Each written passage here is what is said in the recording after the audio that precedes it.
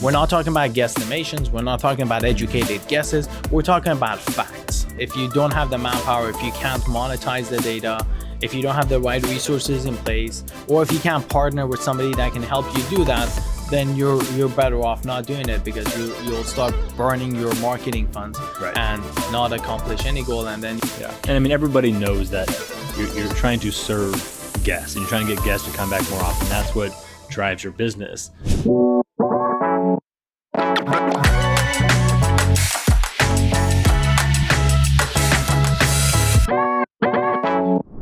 Customer data platforms. Today, we're going to take up this new topic.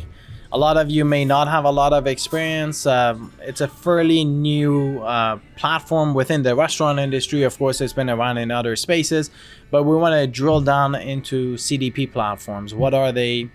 How do they benefit you? Where is the data coming from? How do you monetize that data, and etc. So today we're here with Kendall Ware. Kendall has been in the restaurant industry since he's been 16 years old. He's been involved in about 6 different restaurant brands, 3 different industries, and most recently he's headed the Cinnabon and Carvel with combined about $2.5 billion in revenue globally and 2,000 locations. So Kendall, today we want to talk about this CDP platform. We want to learn a little bit more. Some of these bigger brands, have they done anything like that? Had they implemented that, or was it even on their radar when you were running these brands? So tell us a little bit more insight from the operation and the headquarters of these locations. Have they been thinking about it? What's been going on with CDPs? So all have always thought about it. The execution piece is where the lack is. Now, if you go back to my earlier days, it wasn't even a thing, but you found many people trying to create their own version of enterprise BI or different tools to bring in as much data as you could. But at the end of the day, it was workarounds, right? And by the time if you did get it executed, by the time you didn't really know what to do with it at that point. You had some insight, but you didn't necessarily have a way to, execute the information that you had received. So that's one piece. Now, most recently in some of the brands that I've led, it's definitely been a part of the strategy. In a lot of cases, millions of dollars going into development of such platform. But in a lot of cases, it has not happened yet, right? Or brands are still trying to figure out who can they partner with, or how much do they have and how much are they willing to invest in creating their own. Of course, yeah. So to kind of put things in perspective, a customer data platform, it's not just a loyalty app or an online ordering app. It's not about these silos. It's about having a over-the-top or a deeply integrated solution where all of your customer data flows into that. Right. So now you don't have to juggle all these different pieces trying to figure out, okay, this customer is a loyalty customer, but they're also part of online ordering, etc. Because right now you've got all these different app companies, again, loyalty, online ordering, all these different POS, not really on POS, but some POSs are starting to get all into that. All separate databases. That's right. Yeah. That's exactly the problem. And it's starting to become bottlenecks. Yeah. You're getting part of the information, but not the whole information. And this is where the benefit of a CDP comes in. It would be a comprehensive, single source of truth for all things about customer. Right. Who are their customers? How often do they come in? What are their favorite items? Which locations do they visit? How much money do they spend? What is their satisfaction score with the brand? How many loyalty points do they have? What offers do they respond to? And all of that information. Right. Anything and everything, again, related to that. Yeah, it's a business owner's dream. That's exactly right. So, and in the past, you used to have to pay all the things you just mentioned are individual vendors. That's you're right. paying them all a premium to get whatever that service is, but to bring them all together, if you could even do it, it would cost you several hundreds of thousands of dollars for integrations to build something to support all that.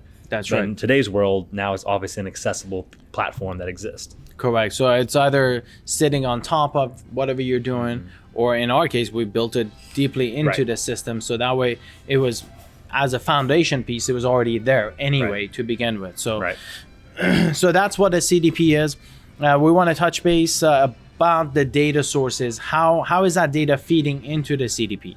And so obviously, we just mentioned that all these different apps. So if you have online ordering, obviously POS is critical because it houses all that transactional data.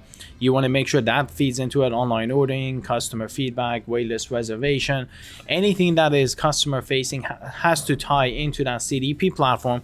And you mentioned something interesting, kind of taking action and monetizing that data. Sure. So I think once you get all these data sources coming in, then you need to figure out how to monetize that data and how to make money from that transactional data. Think about all the POS companies out there, all the data that comes with, and that you're generating every single day, but you've never actually done anything with that. Correct. Right. Now, there's minimal examples to where you could use some of that, but in terms of a seamless transition that tells you what to do or does something on your behalf, it just didn't exist. Sure. And the POS system is basically that gateway of all data and information about a consumer and their purchase history. But I guess the question is, where is all that going? And then what is being done with that data? Correct. And I think traditionally POS companies have been, I blame them for the lack of innovation into in the restaurant space, because you get somebody like NCR, Aloha. I mean, these guys just killed innovation within the space because they heavily guarded the data that should have belonged to the restaurant to begin with. They took all that data and they just said, nope, it's our data, or we're not going to give you access to it. Or if you want to integrate into it, you have to pay a $25,000 Aloha Connect fee. You have to pay a per month location for every location that you own. It adds up. And it just, it adds up. And again, it killed our innovation back in the day because and then you decide, you're like, okay, fine, I'll pay the, ransom, I'll pay the per monthly fee and I'll do all that. And they'll be like, oh, well, we don't accept any new partners, right? Yeah. So I think the POS is a critical part of this whole thing because it has transactional data. Right, so where it starts. That's exactly right. That's where it starts. And then you don't have to rely on loyalty to know your customers, because you could start building customer profiles in the CDP, starting from your waitlist and reservation app. Right. So if you do a waitlist reservation, you immediately have the customer's first name, last name, phone number, right? Then you see that customer on table 44, then the POS should know table 44 is John, right? Right, you have a profile. Exactly, you have a profile. So now the server walks up and says, hi, John, welcome in, right? So now, again, everybody loves hearing their names. So now you're personalizing it right off the bat, again, putting those tools in the hands of your frontline workers in order to make a difference. And then I think, again, unfortunately, even a lot of these POS companies today haven't really caught up to that notion that hey, I gotta do something with this and I have to give them access, and they're all an expense center to that restaurant. Right. And I think we're starting to very, very slowly see restaurants saying, no, I can't have technology be an expense. Technology has to be an investment. And again, it starts with that POS. So that's one of the most critical points. But then it feeds into everything else: online ordering, customer feedback. I guess from your point of view, like I have a vision of what a CDP has to do, must do, etc. But when you're thinking about CDP, what are you thinking? How do you envision that CDP kind of helping a restaurant? Well, for the first time, you get to, I guess, market to a consumer the way they want to be marketed. Right? What are they into? It's personalized. It's specific. It's specific based upon my history. Right? Correct. So by giving an operator that access, it changed the game of how you do business. Right? And unlocks certain doors that you couldn't get through in the past. So, and it can be complex, but also if I look at it from the enterprise side, it's very challenging to have so many different partners and relationships.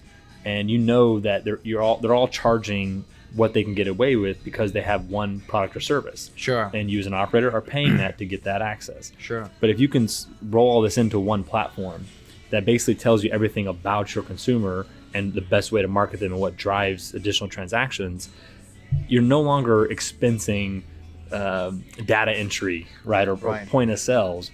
You're investing in a guest acquisition and retention tool. That's basically what it is. That's what it comes down to.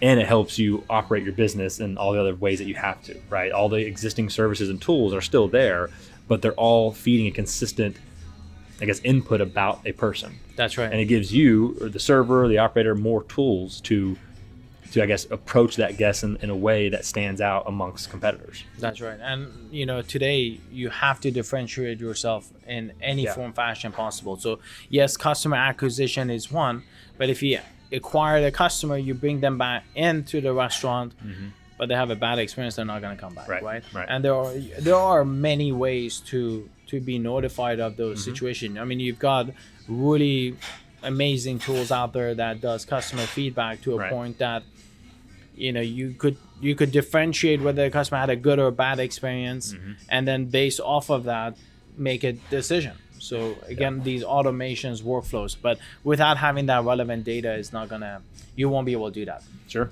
So I think one thing that we still haven't really pushed the boundaries of, and I think in the coming years it's gonna end up being exactly where I think it's gonna go, and that is you know the customer, you know how much money they spend, you know how often they come in, you know how loyal they are to your brand based on the visits and LTV, the lifetime value, right? And you have their satisfaction rating, so that you know how satisfied they are with the brand.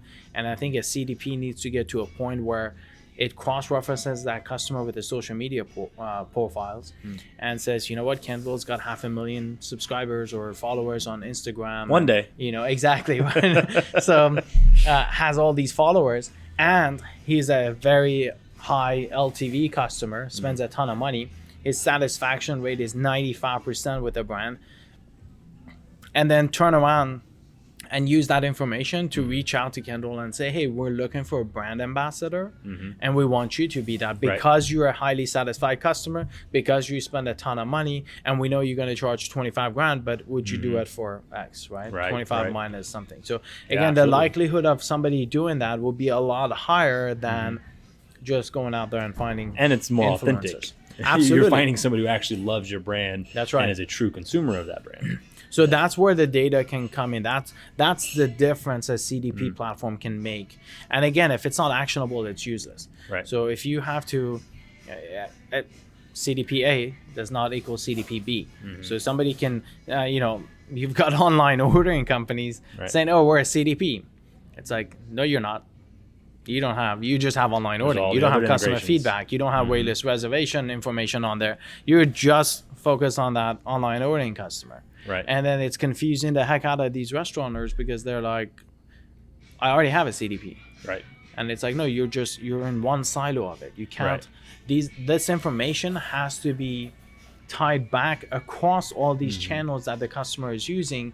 And that is a CDP. And then once you get into some of these CDPs that are doing that, they're gathering their information and they're saying, all right, good luck. Now go integrate it into MailChimp, this XYZ to send emails, and go integrate it to some other platform that you can send text messages, etc. Yeah. So you're not getting the full picture of that consumer. That's right. Well, either you're not getting the full picture, or now you got to go spend more money elsewhere, and you got to figure out how to monetize that data. Right. So I think there's still a lot of hiccups in that CDP within the space, but I think eventually it'll get to that point where it can be fully automated. So the moment the customer is tagged, then you know what they liked, you know what their satisfaction is, right?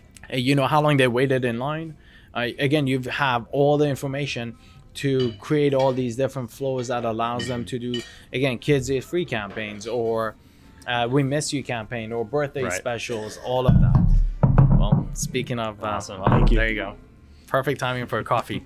So that's where we're going. Next topic I want to touch base on is, can CDP save restaurants money? I really think that, I'll let you answer, but I wanted to jump in before that. I don't think CDPs are designed to save you money. Thank you. Right. So don't think of a CDP as cost saving measures, because yes, it can save you money, but that's not the intended purpose. You want to make sure that you use the CDP information in order to increase sales and revenue, because no matter how much you save, it's going to be peanuts compared to the revenue that gets increased by using the data within the CDP. So don't focus on pennies, count the dollars. Right. What's your take on that? I agree, because something like this, sounds amazing, and I think anybody would love to have it. So usually those are the things that require an investment. That's right. Right. And actually, it's not designed to save you money. Now, over time, can you find efficiencies in your total spend? Absolutely. Can you find more ways to offset because now you have, one vendor, one partner, or a simplified version? Then yes. Got you. And I agree. I think we will come to that point as well. But the most important part of implementing that CDP is to get the data, monetize it, and I think where majority of CDPs, almost all CDPs, I haven't seen to date. I haven't seen one that finishes the life cycle, right? And that is measure the return on investment. So Kendall came in. He spent this much money. We learned his profile. We sent him an email marketing campaign. Did he come in or did he not come in? Yes, some people will gather that. And then more importantly, where they're missing is if he came in, how much did he spend because of that campaign? Right. I think the whole life cycle, absolutely. Yeah. Actual return on investment. We're not talking about guesstimations. We're not talking about educated guesses. We're talking about facts. Right. I gave you $1. Did you spend $2.56 or $2.57? Right. So I think that's where the value of that CDP will come in, and that if you complete the life cycle with a great CDP, then that will be a game changer. And I think the cost has come down drastically. Nowadays it's not going to cost you hundreds of thousands of dollars to implement a CDP platform. You could get up and running for a few $1,000 upfront just to get everything kind of put in, implemented, and there'll be hundreds of dollars per location per month to implement that CDP. So I think the cost has gotten reduced to a point where it's really affordable to do that. Yeah. But then now you have to deal with, all right, I'm going to buy this CDP and then I have to go through all these different vendors and do these integrations. And by the way, if somebody changes their code or makes an update, it's going to break the entire platform. So I think that's where I believe integrations are very difficult to manage and operate, because one person will make one change and then it takes down 6 different applications. Yeah. I think just awareness in general is an opportunity. Most people just aren't aware this exists, or to your point, they are investing a lot of money to build something, but now it's available. It's there, right? There's options.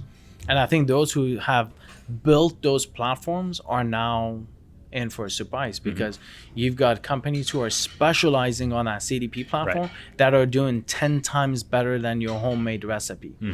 So now it's like, what do we do? Do we continue throwing money on this platform that is in-house that we built, or do we go out there and just cut our losses and go to a subscription base and get somebody else whose expertise is in that? Yeah. And I mean, everybody knows that you're trying to serve guests and you're trying to get guests to come back more often. That's what drives your business.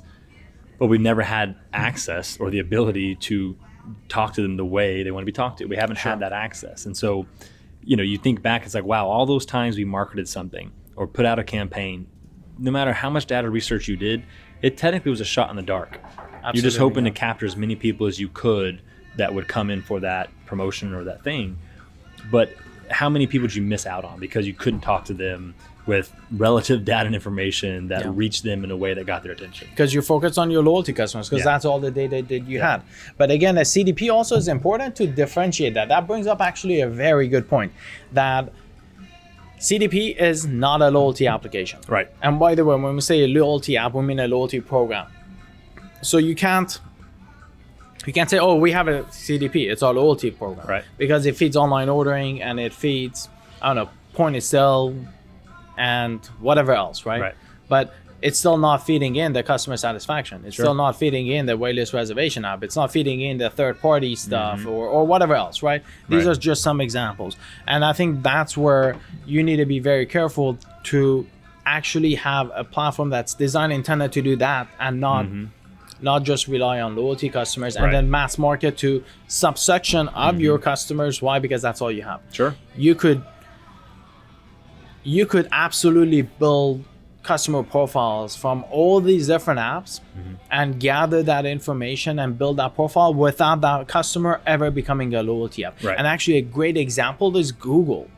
They started building they started saving all the information about every single search. It didn't matter if they knew who you are or not. That was irrelevant, because they knew eventually 3, 5, 10 years down the road, you're gonna make a mistake and you're gonna log in on Chrome to your YouTube or to your Gmail or to whatever one of the apps that they own. Yeah.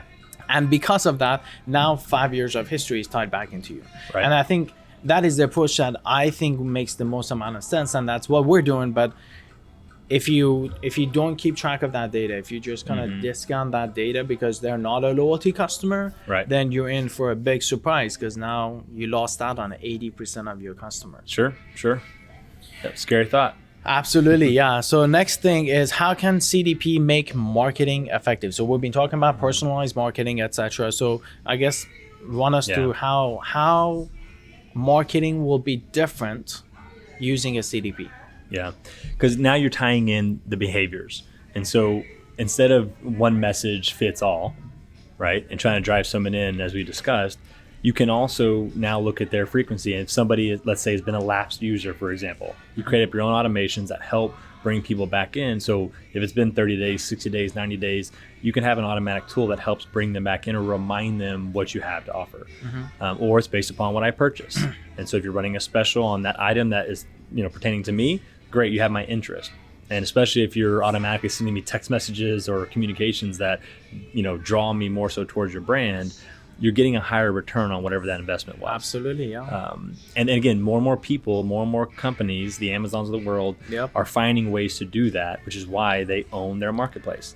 And so that's why they make billions and billions. That's how they, Right. we talked on another topic that stood out, that you said, diapers show up in the house. I always know when my kids need diapers. Yeah. So again, it's having these data platforms that, I think they're pushing the boundaries beyond obviously the restaurant industry. The restaurant industry has been very much behind on adoption of technology anyway. And if pandemic had not happened, I highly doubt that the restaurant tech space will be where it is today. Right. I personally it was expedited. Absolutely. Yeah. I wasn't expecting that. I figured by 2025, maybe they start picking up and everything, but not this quickly. But they were forced to adopt or they lost go extinct. All revenue. Yeah, exactly. Or lose all the revenues.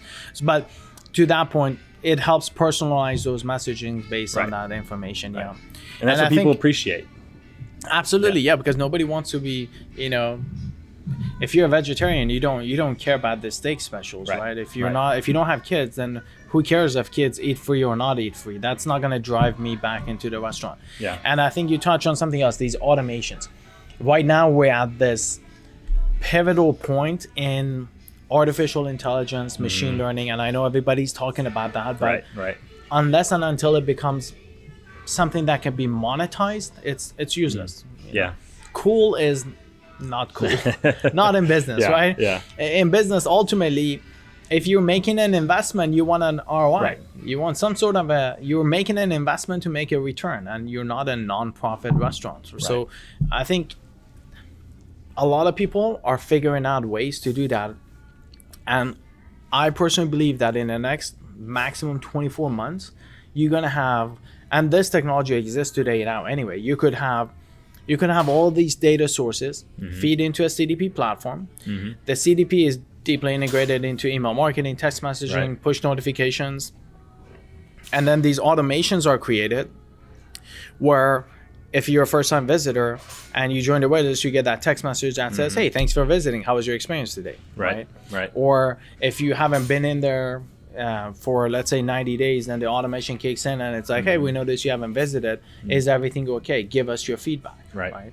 And then building on top of that and being able to track the effectiveness of each campaign, not on of course on a campaign level, but also deeper down on a customer per customer level. Helps you understand where to spend more of your money. That's right. So, and I say you should try everything once, right? It doesn't matter if it's going to lose money or not. The cost should be almost irrelevant.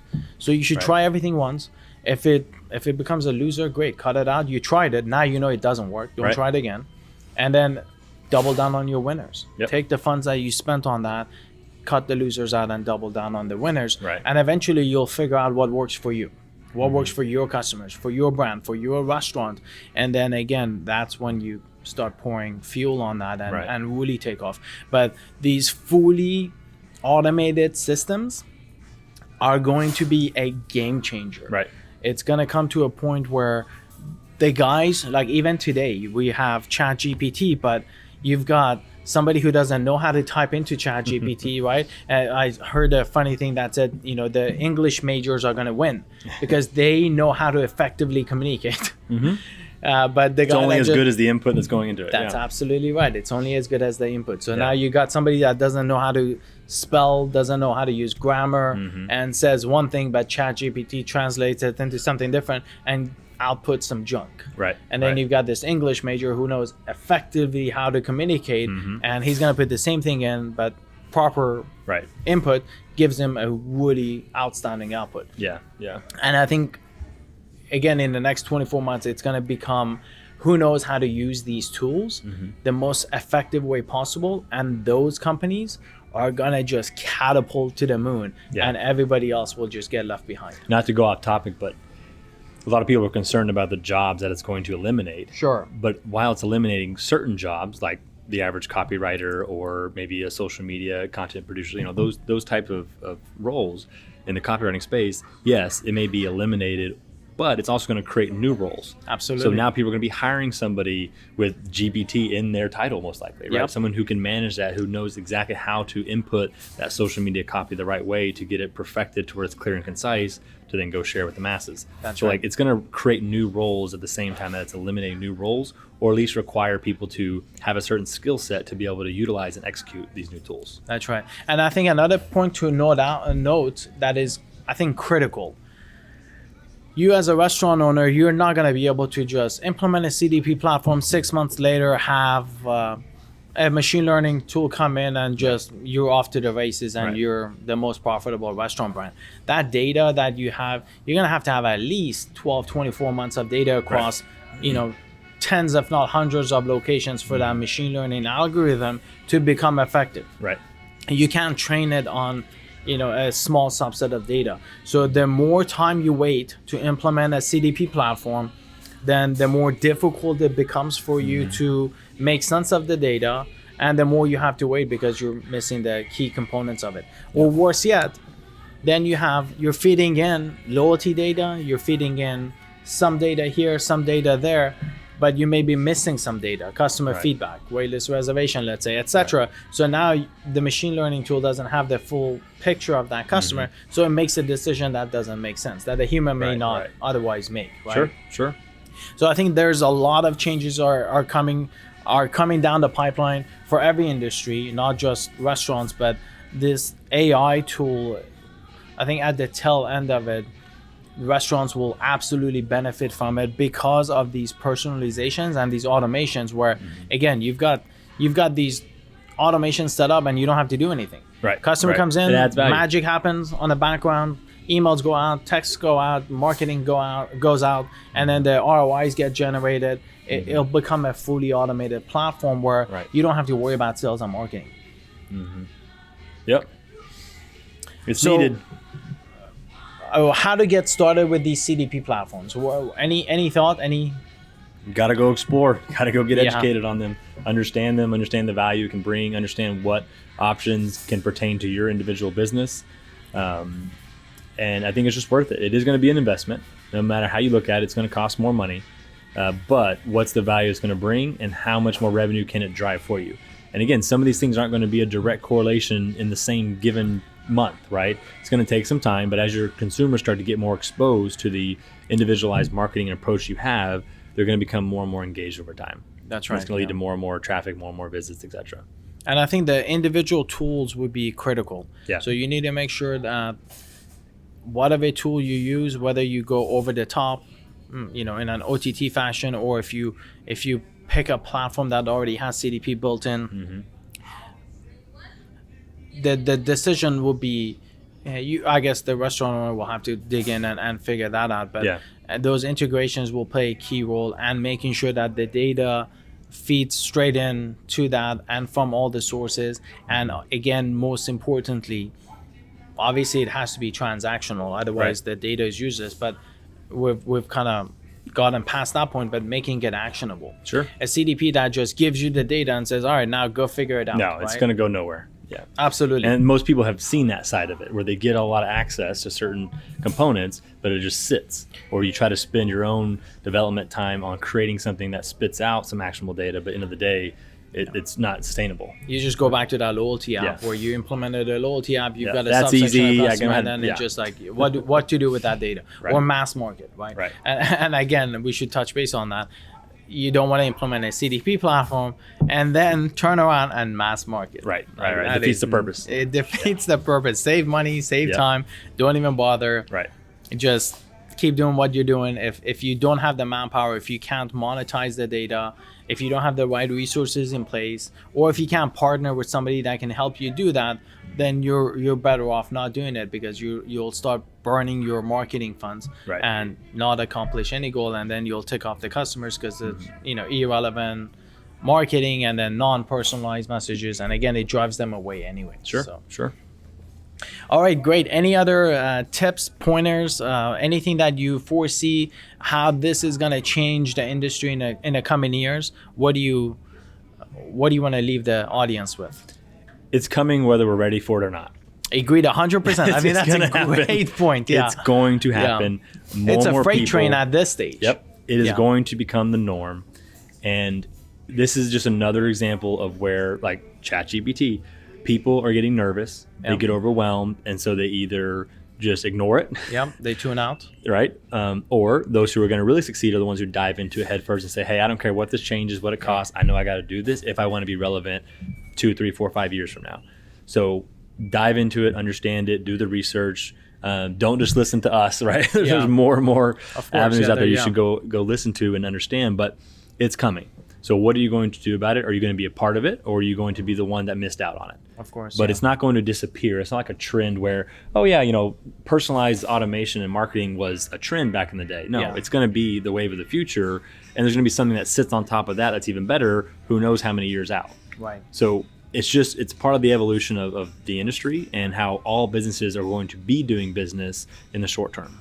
I agree. I think another great example of that AI is all these voice AIs that are coming out that are allowing you to free up your staff and just send that order and do really good job for most part, do a really good job at taking that order Right. and then just injecting it into the POS system, and then game over, right? Like you don't even have to worry about it. And now you freed up the staff's time so they're not answering calls, or you didn't divert the call to some call center somewhere where, now more cost, more expense, more right. layers of failure, all that stuff. So, and then again, that robot comes in, does the job, does it the same way every single time.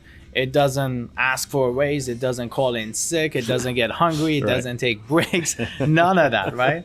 And we were talking earlier, even for us, we put in an automation actually. So a quick story on that, on how effective these things can be. Yeah.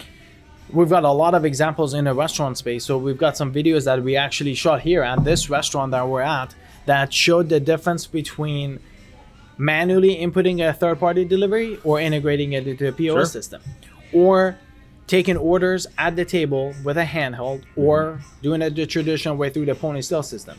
Same thing with taking payments. And the difference is incredible. Over an 8-hour shift in a server, they could save 50 minutes by just having a handheld. It's huge. It adds up. It's a Yeah. huge saving. Right. And for us, we put in an automation that every time we created these projects, we had to create these eight different tasks, different deadlines for each one, assigned to different people Right. with different description, titles, everything. It was manual. entry. Yeah. Yeah, so 3 years ago, we had somebody that just sat there, did it. Sometimes I forgot. Sometimes I put the wrong description. Sometimes I put the wrong deadline. Yeah. Assigned it to the wrong people. And it just became a problem because Right. every misstep cost us time, resource, money. So we actually put in an automation in place. And now, literally, if somebody was really good, they would do it in 15 to 20 minutes minimum. 30 minutes to create all the different tasks, copy, Right, paste, etc. right. Now it happens in a split second. Incredible. But Yeah, that's you where hit- things are going. that's That's how absolute- everything is evolving. 100%. So you hit create project, by the time that the page refreshes to the project detail, which is like split second, all 8 tasks done, is created. Yeah. The beautiful timeline is created, and it shows you everything that you needed to know, and it's assigned to the right staff. It's done exactly the same way. And by the way, we've never had to pay that automation to do anything. Right. And that automation, again, never called in sick or any of that. And I think absolutely. So these things are happening now today.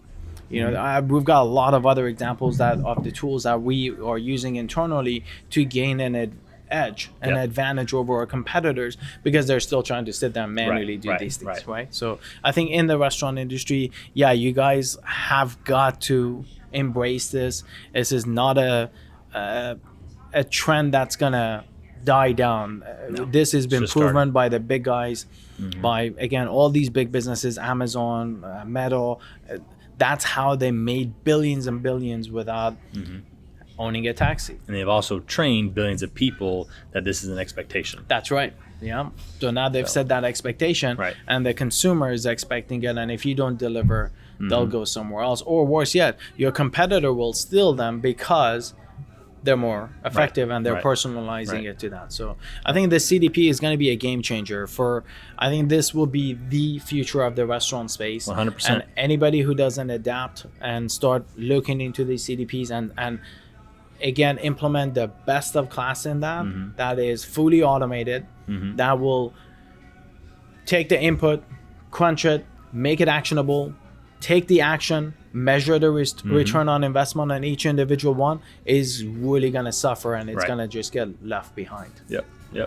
It will happen. Perfect. So this was CDP, Customer Data Platforms. We hope you found the information helpful, and stay tuned for our next episodes. And again, thanks for tuning in. Awesome. Thank you. Thank you, Kendall. Here at Milagro, we've solved all of these complex problems of the loyalty and the integration and everything that we've discussed in this podcast. So if you're interested to learn more, contact us and schedule a demo.